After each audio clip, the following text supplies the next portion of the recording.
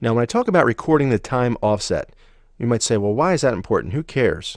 Well, it's actually extremely important when we're trying to corroborate and correlate all these different log files and so forth that we have. All right, so there's something referred to as UTC, and it stands for Coordinated Universal Time. Why not Universal Time Coordinated? I don't know. Why didn't they call it CUT? Who knows? But it's UTC. All right, so it stands for Coordinated Universal Time. Just in case you're on Jeopardy one day and it becomes the $1 million question, who knows? This might be the deal breaker. It's the mean solar time at the Earth's prime meridian, okay, 0 degrees longitude, located near Greenwich, England. All right, so the time zones from around the world are expressed as positive or negative offsets from the UTC. So why that's important? We may have people, whether they're suspects or even within our own corporation or our own corporate networks that are global, all right, or they may be at least within different time zones. If we don't have the proper offset and we're not sure that everything is in sync, then it's going to be very hard to try to build a case based on time or some type of timeline. All right, so the suspect computer could be in a different time zone than the target.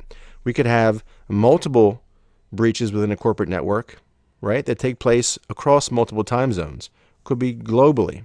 So if we're not able to correlate exactly what happened when, it's going to be very difficult for us to then match up, okay, person A, our suspect was at their location here, and they hit our PC or our network here.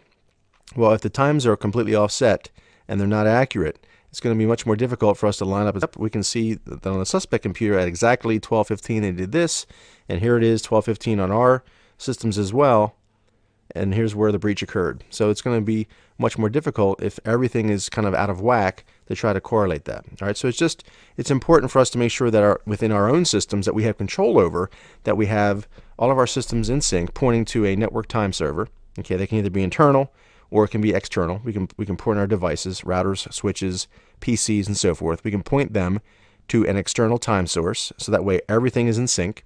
And typically in most environments, whether it's a Linux environment or an Active Directory environment, more than likely you'll have the Active Directory server or some component within your Active Directory environment point to a time server, and they will coordinate time and push out the proper time to all the computers within that environment. However, your switches and everything else, routers, they need to be in sync as well. That way it's very easy to corroborate and correlate time.